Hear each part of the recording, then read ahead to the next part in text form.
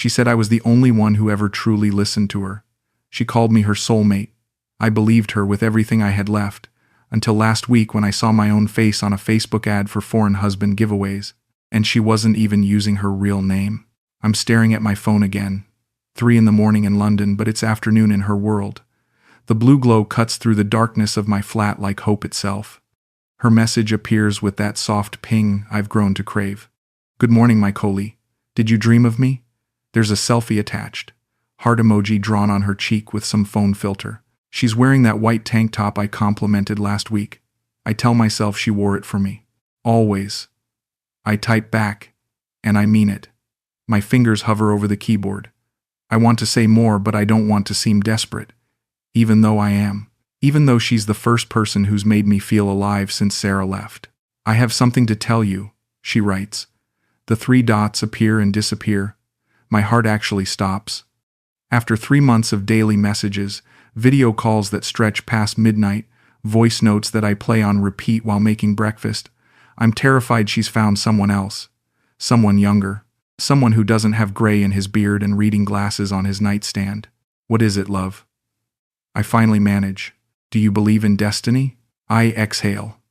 Not another man. Not goodbye. Just philosophy. Yes, I write. Why? Because maybe you're mine. I set the phone down and actually laugh.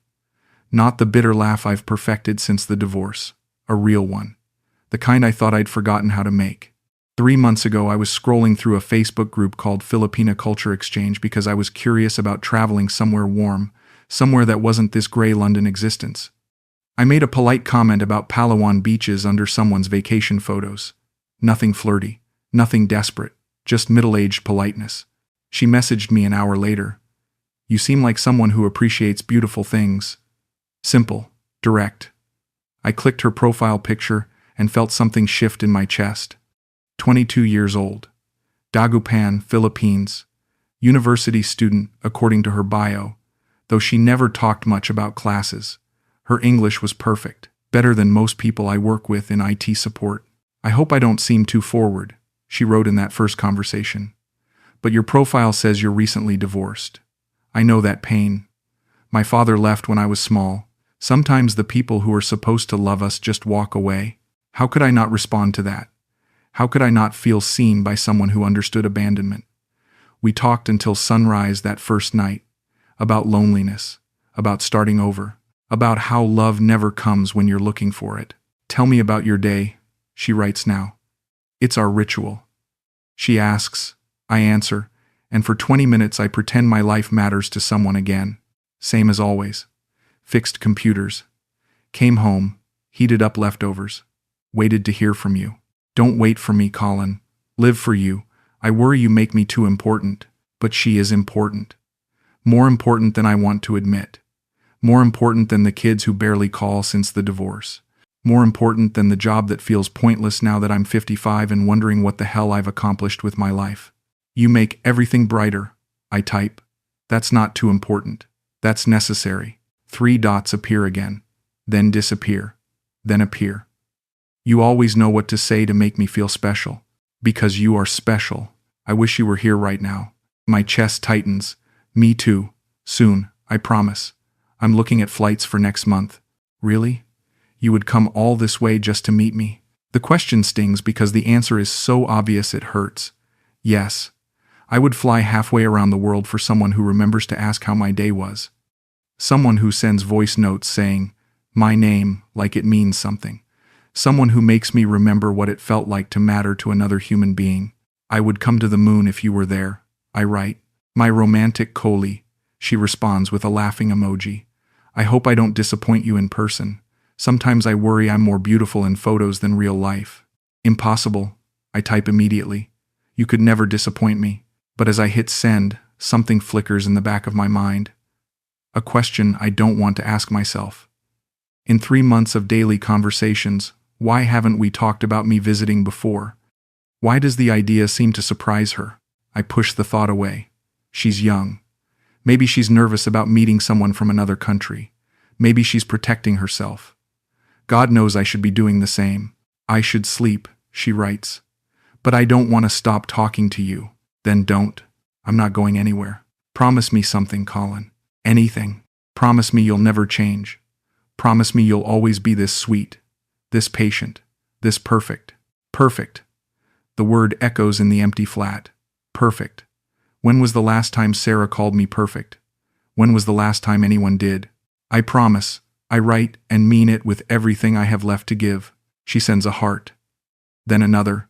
Then a kissing emoji. Sweet dreams, my Coley. Dream of our future. I set the phone on the nightstand and stare at the ceiling. Our future. 6 months ago, I thought my future was an empty house and weekend visits from grandchildren I don't have yet. Now there's someone on the other side of the world calling me perfect, asking me to dream of tomorrow instead of mourning yesterday. Maybe she is my destiny. Maybe at 55, love gets a second chance. Maybe this time, I'll know enough to hold on to it. The morning light feels different when you have someone to talk to. I wake up to her voice note, recorded while I was sleeping. Good morning, my love. I hope you slept well. I dreamed about you again. We were walking on the beach in Boracay. You were holding my hand and laughing. I want that dream to come true someday. I play it 3 times while making coffee.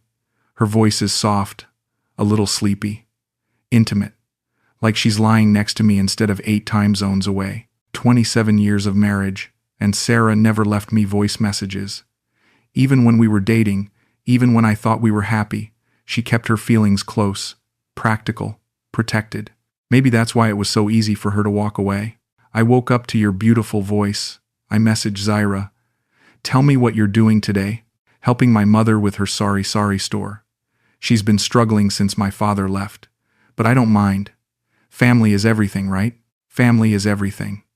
Another thing she understands that Sarah never did. After the divorce, my own children picked sides. Emma speaks to me every few weeks, usually when she needs money. James hasn't called since Christmas. They see me as the one who couldn't keep their mother happy, the one who worked too much and loved too little. But Zaira sees something different. You have such a kind heart, Colin. I can tell by the way you write about your work. You help people fix their computers, but really you're fixing their problems, making their days easier. That's beautiful. No one has ever called my job beautiful before. IT support is thankless, repetitive, solving the same password problems and printer issues day after day. But when she says it like that, it sounds noble, important. What time will you be free for video call today? I ask. After dinner, around 8 p.m. my time. Is that too late for you? It's noon for me, but I don't care. I'll rearrange my entire day to see her face, to hear her laugh in real time instead of recorded messages. The hours drag.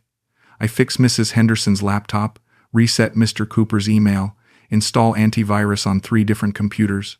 All routine, all forgettable. But I find myself humming, actually humming while I work. When was the last time that happened? At exactly 8 p.m. Philippines time, my phone buzzes with her video call. I've showered, put on a clean shirt, tried to tame my gray hair. Pathetic maybe, but I want to look good for her. Her face appears on screen and my heart stops. Even through the pixelated connection, she's stunning. Smooth caramel skin, dark eyes that seem to look right through me, lips curved in that smile I've memorized from her photos. There's my handsome Coley, she says, and I believe it. For the first time in months, I believe I might actually be handsome to someone. You look incredible, I tell her, and she does. Hair in soft waves, wearing a blue dress that makes her skin glow. Even at home, she's dressed like she's going somewhere special. Why do you always look so beautiful, even just at home? I ask. She laughs, a sound like wind chimes. Because you make me feel like a woman, Colin.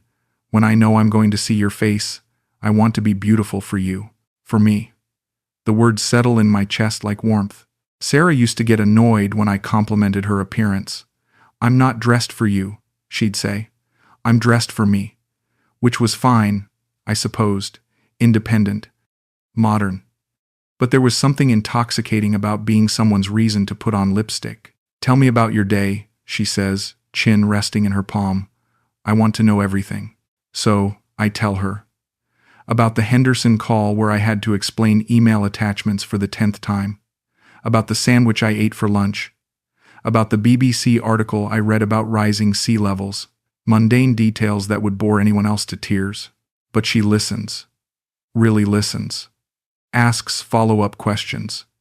Did Mrs. Henderson thank you? And what kind of sandwich? And do you worry about climate change? No one has ever been this interested in my day before, I admit. That's because no one has ever loved you properly, she says, and the word hangs there between us. Love, she said, love. My throat goes tight. Zaira, I know it's too soon to say that word, she interrupts, looking suddenly shy. But Colin, you make me feel things I've never felt before. Safe. Understood. Important. Is that love? I don't know, but I know I've never felt it before. Neither have I. I want to tell her. Not really. Not this consuming, desperate gratitude that someone sees me as worth knowing, worth keeping. I care about you too, I manage. More than I expected, more than I should, probably. Why more than you should? Because you're 22. Because you live 8,000 miles away. Because I'm old enough to be your father. Her expression shifts, becomes fierce. Age is just a number, Colin. Connection is rare. Don't diminish what we have because other people might not understand it. What we have. There it is again, the implication that this is real. That she feels it too. My ex-wife used to say I was boring. I confess, not sure why I'm sharing this. Said I was too predictable, too comfortable, too old for my age. She was wrong. Zaira's voice is firm. You're not boring, Colin. You're steady, reliable. Those are gifts, not flaws. Any woman who can't see that doesn't deserve you. I have to look away from the screen. When was the last time someone defended me? When was the last time someone took my side without knowing the whole story? I want to send you something, I tell her. Something small. To thank you for being so kind to me. You don't need to do that. I want to. What's something you need? Something that would make your life easier. She's quiet for a moment, and I can see her thinking. Well, my phone is very old. Sometimes it freezes during our calls. But Colin, please don't feel obligated. What's your address? I'll send you a new phone tomorrow. Really? You would do that for me? I would do anything for you, I say, and realize I mean it. Completely. Desperately. After we hang up, I spend an hour researching phones on online shops that deliver to the Philippines. I find one with a good camera. Knowing she likes taking photos, I add expedited shipping, $300 total.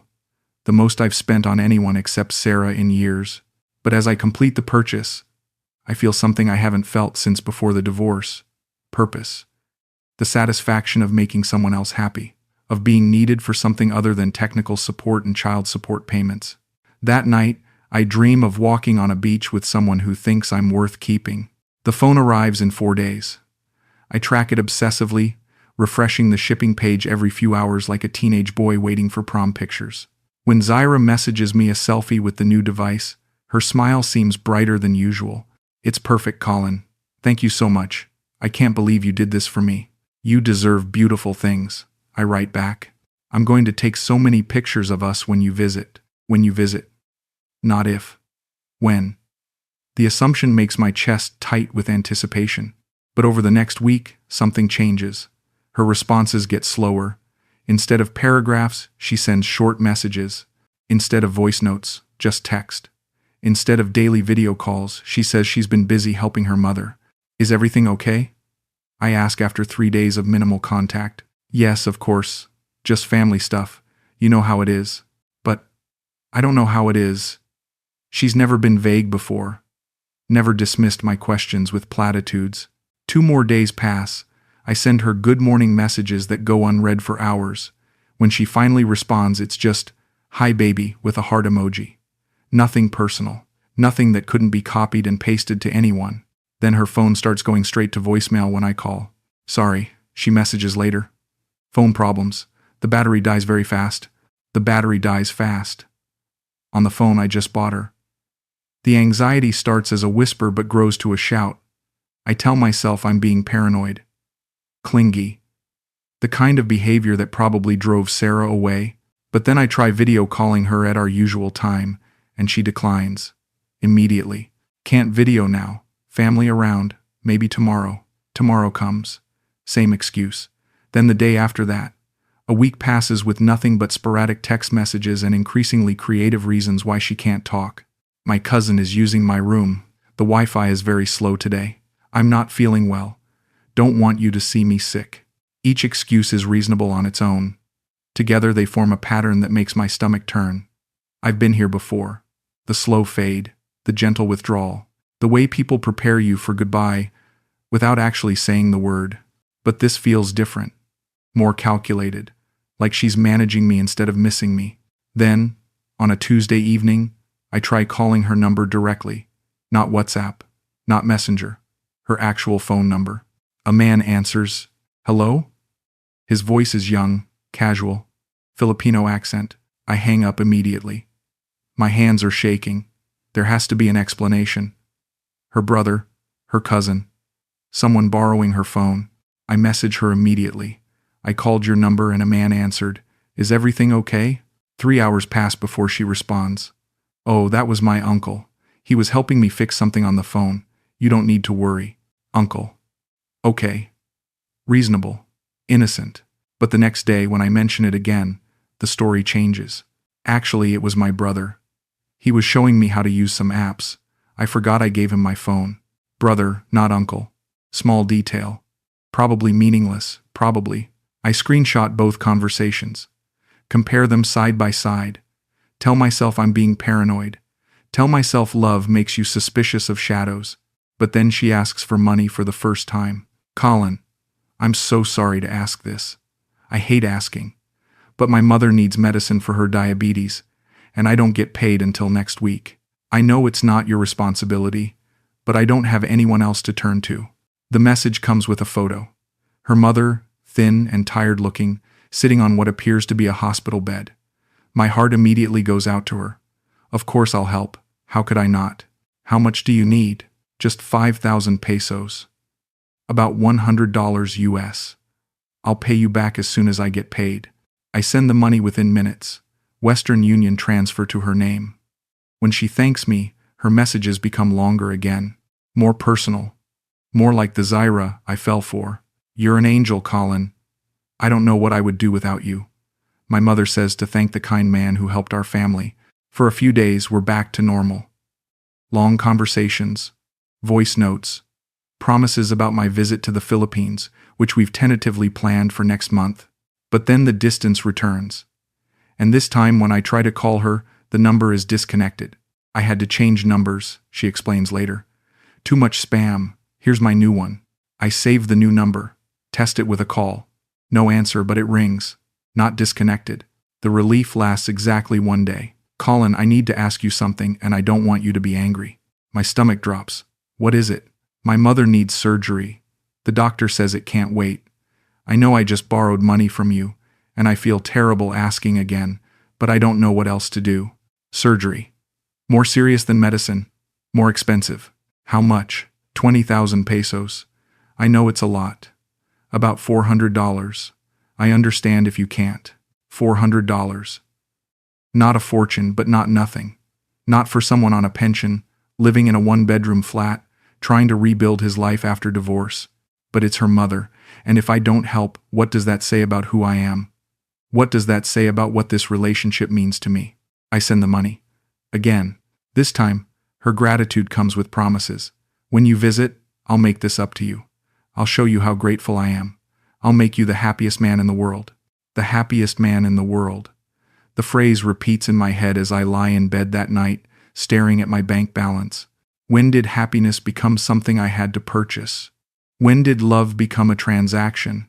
But then her voice note arrives, soft and sweet, and full of the affection I've been craving. Good night, my Coley. Thank you for taking care of my family. You're the best man I've ever known. The best man she's ever known. Maybe that's worth $400. Maybe that's worth anything. The flight to Manila is 13 hours of pure anxiety. I've traveled for work before, but never for love.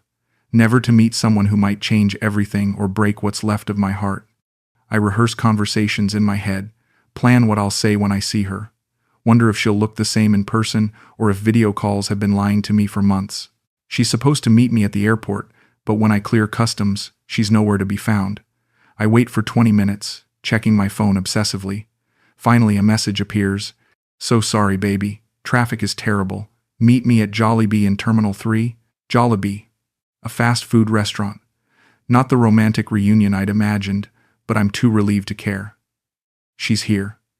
She came. I find her sitting in a corner booth, scrolling through her phone. When she looks up and sees me, her face lights up with a smile I've dreamed about for months. She stands, and for a moment we just stare at each other. 4 months of messages and calls reduced to this single moment of truth. Colin, she says, and her voice is exactly the same. Warm, musical, real. Zaira. I want to hug her, but something in her posture suggests caution. Instead, I sit across from her, drinking in the details that video calls couldn't capture. She's smaller than I expected, more delicate, and more beautiful than seemed possible. You made it, she says, and her smile is genuine. But there's something else there. Nerves? Calculation? I can't tell. I can't believe I'm finally here. The words sound stupid as soon as I say them, but she laughs. I can't believe it either. You came so far just to see me. Just to see her. As if there could be any other reason. As if I haven't restructured my entire emotional universe around this moment. Are you hungry? She asks. We can eat here, or I know a nice restaurant nearby. Whatever you prefer. I'm being too agreeable, but I'm terrified of making the wrong choice. Of disappointing her somehow. She orders for both of us, chattering easily with the cashier in Tagalog. I watch her move, the way she gestures with her hands, the way she tosses her hair. Everything about her is graceful, intentional.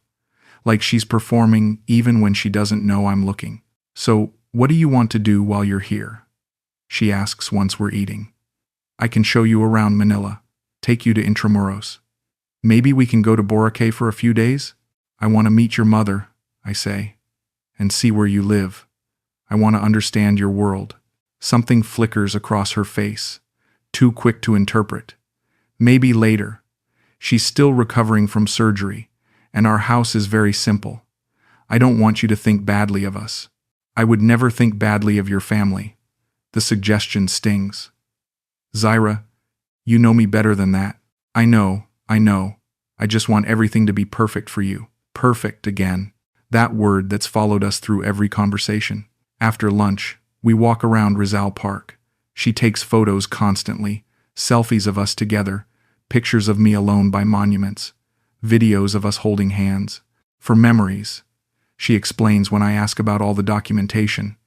But there's something performative about it, like she's creating evidence instead of capturing moments. That evening, she insists I stay at a hotel in Makati rather than anywhere near her home in Dagupan. It's too far, she says, and you'll be more comfortable in a nice hotel. I'll come visit you every day. The hotel is expensive by Filipino standards, probably chosen because she thinks it's what I expect, what I deserve. I would have been happy in a hostel if it meant being closer to her. She stays for dinner at the hotel restaurant. We hold hands across the table, and for moments at a time, it feels like the connection we built online.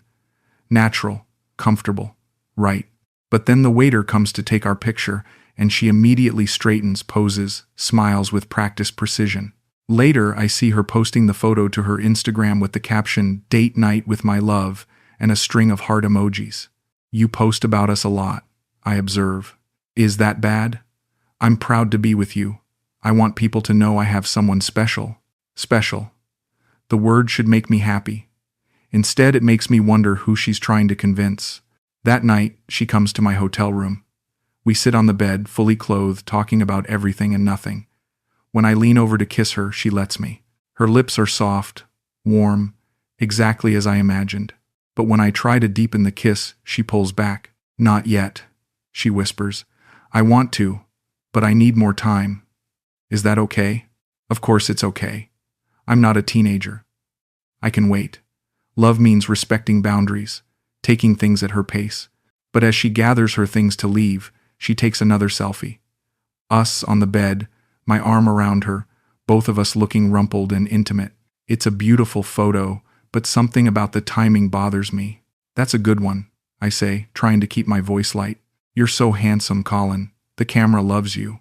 The camera loves me. An odd way to phrase it, but then she kisses my cheek and says goodnight, and I forget about everything except the lingering scent of her perfume and the promise that tomorrow I'll see her again. Over the next 5 days, we settle into a routine. She meets me at the hotel for breakfast. We explore Manila together. We take dozens of photos. She disappears in the afternoons for family obligations and returns for dinner. On my last night, she finally lets me hold her properly. We lie on the hotel bed, her head on my chest, and for the first time since I arrived, everything feels simple, real, like the relationship we built over messages and calls. "I'm going to miss you so much," she whispers. "I'll come back soon. Or maybe you can visit London." "Really? You would want that?" "I want whatever keeps us together." She lifts her head to look at me. In the dim hotel lighting, she looks younger than 22, vulnerable. "Colin, promise me something. Anything. Promise me you won't change your mind about me when you get home. Promise me you'll remember that this is real." The request breaks my heart. How could I change my mind? How could I forget the feeling of her hand in mine, her laugh at my terrible jokes, the way she says my name like it matters? "I promise," I tell her. "This is the realest thing in my life." At the airport the next morning, she cries when we say goodbye, real tears that smudge her makeup. I almost change my flight, almost decide to stay another week, another month, forever. But I have responsibilities in London, a job to return to, a life to put back together. "I'll message you as soon as I land." "I promise."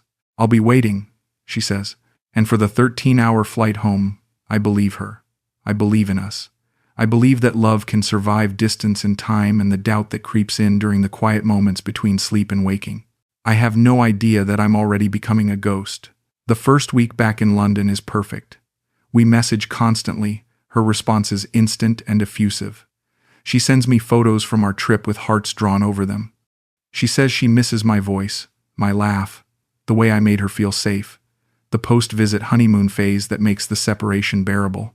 "When can you come back?" she asks during our first video call after my return. "Maybe Christmas," I say. "I can take time off during the holidays." "That's so far away. I don't think I can wait that long to see you again." The longing in her voice mirrors my own. 3 months seems impossible. But flights are expensive, and I've already drained my savings account sending her money and paying for the Manila trip. "Maybe you could visit London first," I suggest. "I could help with the visa application, pay for your ticket." "I would love that, but getting a UK visa is very difficult for Filipinos. Very expensive too. The embassy asks so many questions." "Expensive?" "Of course. Everything good in life comes with a price tag. How much would it cost? For the visa and flights? Maybe $2,000 total?" "But Colin, I can't ask you for that much money. It's too much." $2,000. My entire emergency fund. Money I'd been saving for a new car, home repairs, the uncertain future of a 55-year-old divorcee in an unstable economy. But what's money compared to love? What's financial security compared to having someone who makes life worth living? "Let me think about it," I say, which we both know means yes. That night, I transfer the money. Every penny I have left in savings. When she video calls me an hour later, she's crying again. "I can't believe you would do this for me. Colin, you're too good to me. I don't deserve you." "You deserve everything," I tell her, and mean it. But the visa application process drags on. Weeks pass with updates about appointments, documents, delays. Her messages start coming less frequently. When I ask about the visa, she says the embassy is very slow and she's still waiting to hear. Then something changes. Her messages become shorter again, less personal. When I send her long paragraphs about my day, she responds with, "That's nice, baby," or "Miss you too." The effort I put into crafting messages to make her laugh or feel loved gets rewarded with emoji responses. "Is everything okay?" I ask during one of our increasingly rare phone calls. "Yes, of course. Just busy with work. I got a new job doing social media for a company." "That's wonderful. What kind of company?" "Just marketing stuff. Very boring. I don't want to talk about work when I can talk to you." She deflects. Changes the subject. Asks about my day and then gives distracted responses while I can hear her typing on her keyboard. Multitasking during our conversations in a way that makes me feel like background noise. A month passes. Then 2. The visa she was supposedly applying for never materializes. When I ask about it, she says there were problems with the documents, and she needs to start over. Start over? With whose money? I've already paid for one application. Do you need more money for the new application? I ask, hating how transactional the question sounds. No. I have some savings. Don't worry about it. Savings? Since when does she have savings? Every conversation we've ever had has painted a picture of financial struggle. Mother's medical bills. Family obligations. The sorry store, barely breaking even. But now she has savings for a visa application she doesn't seem particularly motivated to pursue. The video calls stop entirely. She says her internet is very unstable and it's easier to just message. When I call her phone directly, it goes to voicemail. When I ask why she didn't answer, she says she was sleeping, or working, or helping her mother. Always an excuse. Always reasonable. Always delivered with just enough affection to prevent me from complaining. Then her Facebook profile disappears. I notice it during one of my regular check-ins, the pathetic ritual of scrolling through her photos when I'm missing her. The profile I've visited hundreds of times, memorized every image, suddenly shows user not found. Panic sets in immediately. Has something happened to her? Has she been in an accident? Is this why she's been distant? I message her WhatsApp number frantically. Your Facebook is gone. Are you okay? What happened? Hours pass. No response. I can see she's been online checking messages but not answering mine. Finally, at 2 a.m. London time, she replies, "Don't worry, babe. I just had to deactivate because of drama with my ex-boyfriend. He was posting mean things about me. It's temporary." Ex-boyfriend. She's never mentioned an ex-boyfriend before. In 4 months of intimate conversations about our pasts, our fears, our dreams, she's never once brought up a previous relationship. What kind of drama? I ask. Nothing serious. Just stupid, jealous stuff because he saw our photos. I don't want to talk about it. It's in the past. But if it's in the past, why is it affecting her present? Why is it forcing her to disappear from social media? Can't you just block him? It's complicated. You wouldn't understand. Filipino men are very possessive. But she's supposedly applying for a visa to move to London to be with a British man. The logic doesn't hold together, but when I press for details, she shuts down. Please don't make this harder, Colin. I'm dealing with enough stress right now. So I back off, because that's what loving partners do. They give space during difficult times. They trust instead of interrogating. But trust is becoming harder to maintain when every conversation feels like walking through a minefield of topics I'm not allowed to explore. Another month passes. Our daily messages become weekly check-ins. She's always busy, always stressed, always dealing with family problems or work issues or the mysterious ex-boyfriend drama that she won't discuss. When I finally work up the courage to ask directly if something has changed between us, her response is swift and cutting. "Colin, I'm not your child. I don't have to report my every move to you. If you can't trust me, maybe we shouldn't be together." Trust. She's made it about trust. As if my questions come from jealousy rather than the basic human need to understand why the person you love is disappearing before your eyes. "I do trust you." I write back immediately. "I just miss you. I miss us." "I miss us too," she replies. "But you need to give me space to handle my problems." "Can you do that for me?" Space. The relationship killer disguised as a reasonable request. "Of course," I write. "Take all the time you need." But as I send the message, I'm already calculating how much time I can survive on crumbs of attention from someone who used to make me feel essential to their happiness. The answer, it turns out, is not very long. 3 months of space later, I'm living like a ghost. I check my phone obsessively for messages that rarely come. When Zaira does respond to my weekly attempts at contact, her replies are brief and impersonal. "Hope you're well. Miss you too. Talk soon." The kind of messages you send to distant relatives you're obligated to acknowledge but don't actually want to see. I've stopped making plans. Stopped dating other people. Stopped believing in a future that doesn't include her voice calling me Coley with that particular mix of affection and amusement that made me feel like someone worth knowing. Work has become my entire existence. Fix computers. Go home. Heat up dinner. Check phone. Sleep badly. Repeat. The gray London routine that Zaira briefly painted with color has returned to its natural state of beige despair. I'm about to delete our WhatsApp conversation entirely when a message appears from a number I don't recognize. Hey man, is this you? Just saw it on a FB page and thought you should know. There's a link attached. Some Facebook page I've never heard of. My first instinct is to ignore it. Probably spam, probably a virus, probably nothing.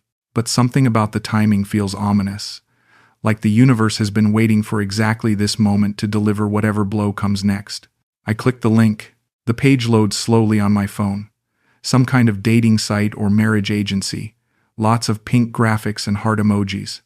Find your perfect Filipina wife in bold letters across the top. And then I see it. My own face staring back at me from a promotional image. The photo Zaira took of us at Rizal Park, cropped so she's barely visible, but my face crystal clear, smiling, happy, naive. The caption beneath reads, "Success story. David from Manchester found love with our beautiful Filipina ladies. You could be next. Real foreign men, real Filipino women, real results. Chat now for your chance to win a dream husband. David from Manchester, not Colin from London. David from Manchester." My hands are shaking so badly I can barely scroll down to see more. There are other photos, dozens of them. Screenshots from our video calls, pictures from Manila that I thought were private memories. All of them watermarked with the website logo. All of them selling a fantasy to other lonely Western men using my face as bait. One image shows me at the hotel restaurant, labeled, "Mark from Australia enjoys romantic dinner with his Filipina girlfriend." Another shows me by the monument, captioned, "James from Canada discovers true love in the Philippines." I have become a stock photo. A marketing tool. A face to sell the dream of love to other broken men who think 22-year-old women fall in love with 55-year-old strangers out of pure cosmic destiny. I screenshot everything before the page can disappear. Then I reverse search the main image using Google. The results make my stomach turn. Dozens of websites, hundreds of Facebook pages. Marriage agencies, dating sites, foreign husband lotteries. All using my photo. All promising other men they could have what I thought was mine. Some of the pages list me as Robert from Sweden, or Michael from Germany, or Thomas from New Zealand. In one particularly brutal iteration, I'm recently widowed businessman seeking young wife for serious relationship. Widowed. They've killed off my fictional wife to make me seem more sympathetic, more available, more worth pursuing. The worst part isn't the violation of my privacy, though that makes me feel sick. The worst part is seeing my own desperate hope reflected in the comments. Men my age, older, all responding to these ads with heartbreaking earnestness. How do I apply? Writes someone named Frank. She's beautiful. Is she still available? Asks David 62. I've been scammed before, but this looks real. Posts lonely in Ohio. Lonely in Ohio. That was me 6 months ago. That could be me again tomorrow. I screenshot the comments too. Evidence of the crime, though I'm not sure what crime has actually been committed. Fraud, identity theft, broken heart. Is there a law against taking someone's capacity for love and turning it into a commodity? My hands are still shaking when I open WhatsApp and type a message to Zaira. I need to talk to you, now. 30 minutes pass. An hour. No response, though I can see she's been online. Finally, I send her one of the screenshots. No caption, no explanation. Just the image of my face selling fantasies to strangers. Her response comes immediately. I can explain. But she doesn't explain. Instead, she goes offline. Completely offline. No WhatsApp activity. No Facebook profile to check since she deactivated it months ago. Radio silence. I try calling her number. Disconnected. I try her backup WhatsApp account. Number doesn't exist. I try messaging her on Instagram. Account deleted. She has vanished from the internet entirely, leaving behind only my face scattered across dozens of websites like shrapnel from an explosion I never saw coming. I spend the rest of the night reporting every page I can find. Facebook's automated system sends back responses about reviewing content and community standards. Most of the pages are still active when I check again the next morning. At 3 a.m., I get another message from the stranger who first sent me the link. Sorry, man. Found your number on one of the pages. Thought you should know. Same thing happened to me last year. Different girl, same scam. They're getting smarter about it. Same scam. Different girl. They're getting smarter. I'm not special. I'm not unique. I'm not the love of anyone's life. I'm just another mark in a system I never knew existed. Another lonely man whose desperation became someone else's business model. The realization doesn't come as a dramatic revelation. It settles over me slowly, like fog rolling in from the Thames. Heavy, cold, inescapable. Everything was a lie. Not just the recent distance, the excuses, the gradual fade into nothing. Everything. The first message. The sweet voice notes. The I love yous and you're perfect-ess, and maybe you're my destiny. All of it calculated. All of it performed. All of it designed to extract just enough money and just enough photos to feed the machine that turns Western loneliness into profit. I was never talking to Zaira, the struggling college student who lived with her sick mother in Dagupan. I was talking to Zaira, the social media marketer who specialized in middle-aged men going through divorce. She was good at her job, very good, and I was the perfect customer. I delete our entire WhatsApp conversation at 4 a.m. 8 months of messages, voice notes, photos, promises, gone with a swipe and a confirmation tap. The conversation thread disappears, but my phone still shows 847 photos in our shared media folder. Evidence of a relationship that never existed. I delete those too. Every selfie, every screenshot, every image of my face smiling next to someone who was performing love for a living. By sunrise, it's like Zara never existed, at least not in my phone. My laptop is harder to clean.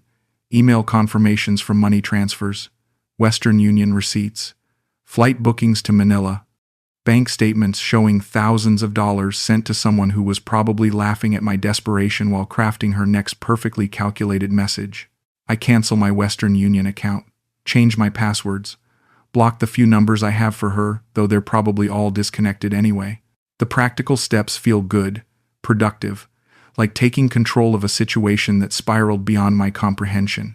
But then I sit in my empty flat with my clean phone and sanitized browser history, and the silence is deafening. For 8 months, every notification could have been her, every ping a potential moment of connection. Now my phone sits quiet for hours, and I remember what loneliness felt like before I met someone who made it temporarily bearable. I don't feel angry. I thought I would, but I don't. Anger requires energy, and I feel hollowed out, scraped clean, like someone reached inside my chest and removed everything that made me believe in possibility. 3 days after finding the ads, I get a message from another stranger. Saw your photo on a marriage site. The girl said her name was Maria, and she was from Cebu. Did you know her? Maria from Cebu. Not Zaira from Dagupan. Different name, different city, same face probably. Same script definitely. No. I write back. I didn't know her at all. Because that's the truth. I never knew her. I knew a character she played. A performance tailored specifically to my psychological profile and emotional vulnerabilities. The stranger sends me screenshots from his conversation with Maria. Messages that could have been copied directly from my chat with Zaira. The same compliments. The same questions about my loneliness, my divorce, my dreams for the future. Even the same voice note about dreaming of walking on beaches together. She asked for money for her mother's medical bills. He writes. Same story, I reply. How much did you send? I added up in my head. The phone, the medical emergency, the surgery, the visa application, the smaller amounts for load credits and internet bills and transportation costs. About $3,000, I write. Jesus. I'm sorry, man. Sorry. As if it happened to me instead of being something I actively participated in. As if I was a victim instead of a willing collaborator in my own deception. But maybe that's what love always is. A willingness to be deceived by someone who makes you feel like the person you want to be instead of the person you actually are. Over the next week, I get 2 more messages from men who found my photos online. Different names each time. Jessica, from Iloilo. Princess, from Baguio. All the same person. All using my face to sell the same fantasy to the same type of broken middle-aged men. I stop responding to the messages. Stop checking the websites. Stop torturing myself with evidence of how thoroughly I was played. But I can't stop thinking about the other men. The ones commenting on the ads. The ones sending money to someone who might be using my face to convince them they're special. The ones who haven't figured it out yet. Should I warn them? Create a Facebook post explaining what happened? Send private messages to everyone I can find who's fallen for the same scam? But what would I say? Don't believe in love because it's probably fake? Don't trust beautiful women because they might be running a business? Don't hope for connection because someone will monetize your loneliness? All true statements. All poison for anyone trying to rebuild their life after loss. So I say nothing. I do nothing. I let other lonely men discover their own versions of this truth in their own time. Because maybe some of them are smarter than I was. Maybe some of them will see the red flags I missed. Maybe some of them will find real love with real people who aren't running psychological experiments for profit. Or maybe they won't. Maybe they'll send their money and visit the Philippines and have their hearts broken just like mine was. Maybe they'll see their faces on Facebook ads 6 months from now and feel the same hollow recognition I felt. Either way, it's not my responsibility to save them. I couldn't even save myself. The hardest part isn't the money, though that stings. It's not the violation of privacy, though that makes me feel sick. It's not even the realization that nothing was real. The hardest part is knowing that somewhere, right now, my face is probably convincing another lonely man that love is possible. That someone young and beautiful could see past his age, his loneliness, his desperate need to matter to another human being. My face is selling hope to people who need it as much as I did, and that hope will eventually die the same death mine did. That's the real crime. Not the money, or the photos, or the lies. The murder of hope itself. It's been a month since I found the ads, and I'm starting to understand what really happened. Not just to me, but to the idea of me. I've been sitting in this flat, going through the motions of normal life, trying to process the mechanics of my own destruction. The breakthrough comes while I'm fixing Mrs. Henderson's computer again. Same password problem she has every 3 months. As I'm explaining why she needs to write down her new password, she says something that stops me cold. "You're so patient, Colin. My grandson would just get frustrated with me. Young people today don't understand that some things take time to learn." Patient. She called me patient. Not boring, not predictable, not too old for my age. Patient. And suddenly I see it. The algorithm, the formula, the precise psychological manipulation that turned my basic human decency into a marketing tool. I wasn't chosen randomly. I was selected. When I posted that polite comment about Palawan beaches, I wasn't just commenting on a travel photo. I was auditing for a role I didn't know existed. The role of perfect foreign boyfriend for women who specialize in extracting money from men exactly like me. Think about what my comment revealed. I was interested in the Philippines. I was polite instead of crude. I used proper grammar. I didn't make sexual comments or demand attention. I engaged with content respectfully. From that single comment, a skilled social media marketer could deduce everything they needed to know. Educated, lonely, recently divorced based on my profile, financially stable enough to consider international travel, emotionally vulnerable enough to be moved by stories of struggle and sacrifice. I was the perfect mark, and my face was the perfect marketing tool, because I look exactly like what I am. A respectable, middle-class Western man going through a difficult time in his life. Not handsome enough to be threatening to other men. Not ugly enough to seem suspicious. Just ordinary enough to be relatable to every other lonely middle-aged man scrolling through Facebook at midnight. When Zaira sent me that first message, she wasn't flirting. She was starting a business relationship. Every sweet word, every voice note, every "I love you" was a calculated investment designed to generate the maximum return. The phone I bought her? Not a gift. A business expense?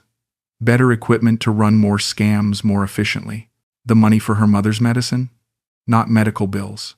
Payment for services rendered. The photos, the conversations, the performance of caring about my boring day job and empty evening routine.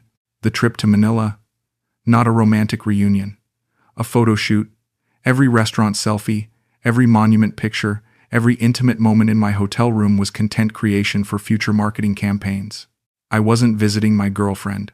I was providing raw materials for a business I didn't know I was funding. And now my face is the star of that business. The testimonial. The proof that the system works. The reason other men believe they too could find love with a beautiful young woman who just happens to need a little financial help getting started. The cruelest part is how good she was at making it feel real. The voice notes recorded in different locations to suggest a busy life. The family photos that probably weren't her family. the strategic delays in responding to messages that created artificial scarcity and made her attention feel more valuable. Even the ex-boyfriend drama that forced her to deactivate Facebook was probably scheduling. Time to rotate to new accounts, new identities, new markets of lonely Western men who hadn't seen her face yet. She wasn't lying when she said she cared about me. She did care. The same way a salesperson cares about a reliable customer. The same way a farmer cares about livestock. Not love, but investment protection. I was never her boyfriend. I was her product. And now, I'm still her product, generating revenue for a business model I never understood until it was too late to matter. The most humiliating part isn't that I fell for it. The most humiliating part is how perfectly I played my role, how grateful I was for every crumb of attention, how eager I was to prove my worth by solving her problems with my credit card. I performed desperation with such authenticity that it became the cornerstone of someone else's marketing strategy. But here's what I keep coming back to. The thing that makes this more than just fraud or identity theft or whatever legal term might apply. Somewhere, in those 8 months, in those hundreds of messages and dozens of phone calls, there were moments that felt genuinely human. Moments when her laugh seemed unrehearsed. Moments when her questions seemed curious instead of calculated. Moments when I could have sworn I heard actual affection in her voice. Were those moments real?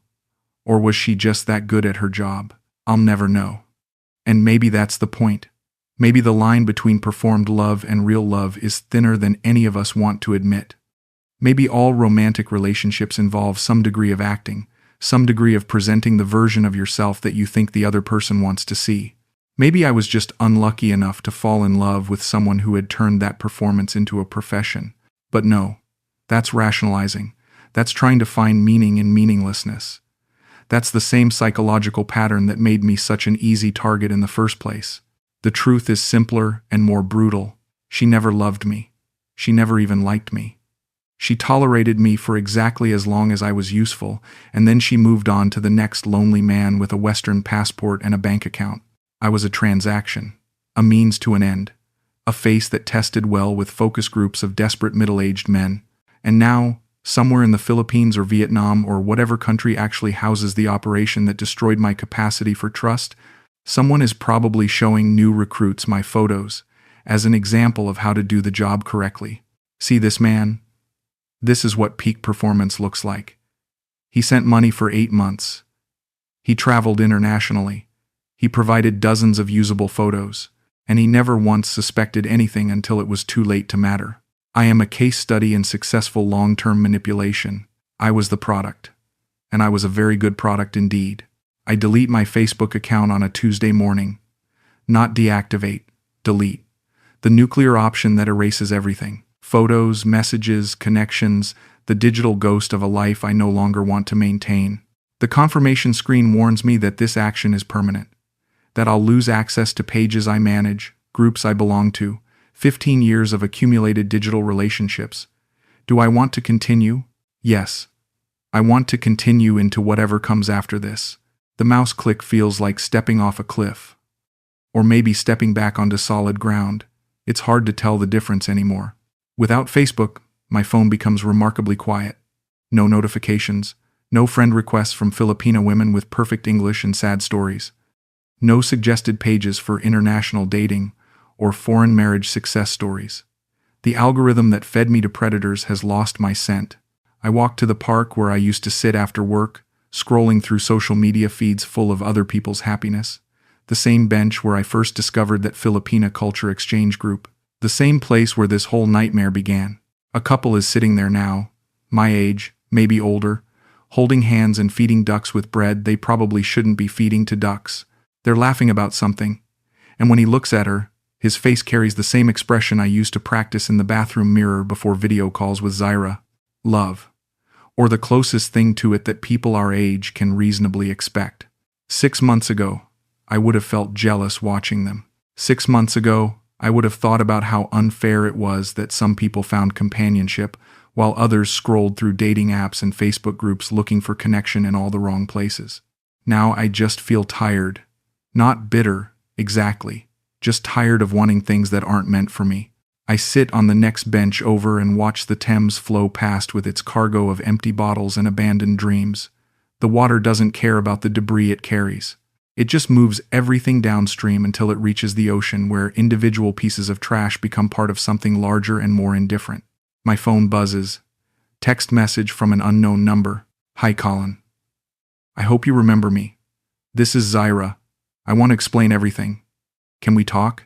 Zyra. After 2 months of silence, she wants to explain everything. I stare at the message for a long time. Part of me wants to respond. Part of me wants to hear her voice one more time, even knowing it was never really meant for me. Part of me wants to understand how someone can perform love so convincingly that it feels more real than the real thing. But I don't respond. Instead, I delete the message and block the number. Because there's nothing to explain. I understand everything I need to understand. She's probably in financial trouble and needs another cash infusion from her stable of foreign boyfriends.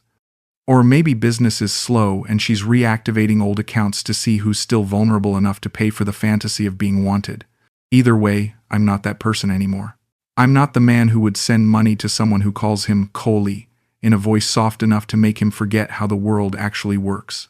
I'm not the man who believes in destiny or second chances or love that transcends age and distance and common sense. I'm just the man sitting on a park bench, watching other people's happiness from a safe distance, knowing that some things are better observed than experienced. Another message appears from a different number. Colin, please don't ignore me. I know you're angry, but I can explain everything. I really did care about you. Some of it was real. Some of it was real. The most devastating confession possible. Not, it was all fake, which would be clean and final. But some of it was real, which means I'll spend the rest of my life wondering which parts were genuine and which parts were performance. I block this number too. A third message arrives 20 minutes later. I'm sorry. 2 words. No explanation. No context. No request for forgiveness or reconciliation. Just acknowledgement that something worth apologizing for happened between us. I stare at those 2 words for a long time. They're probably fake too. Probably calculated to seem more genuine than a longer explanation. Probably tested on other marks to see which approach generates the highest response rate. But they hit differently than the longer messages. They feel smaller, more human, like something a person might actually say instead of something a marketer might craft. I block this number too, but not before taking a screenshot. 2 words I'll probably look at again when I'm feeling nostalgic for the time in my life when someone convinced me I was worth loving. The sun is setting over London, painting the Thames the color of old gold. Rush hour traffic streams across the bridges. Planes trace contrails across the sky, carrying passengers to destinations where they'll probably make the same mistakes I made, with different people, for different reasons. Life goes on. Other people's lives. Anyway, mine feels paused. Not ended, exactly. Just suspended between what I used to believe about love and what I know now about loneliness and the people who profit from it. I'm not looking for love anymore. Not online, not offline, not anywhere. I'm just looking for enough peace to make it through each day without checking my phone for messages from ghosts. And maybe that's enough. Maybe peace is better than passion. Maybe solitude is better than being someone else's business model. Maybe this is what closure looks like. Not dramatic confrontation or righteous anger or satisfying revenge.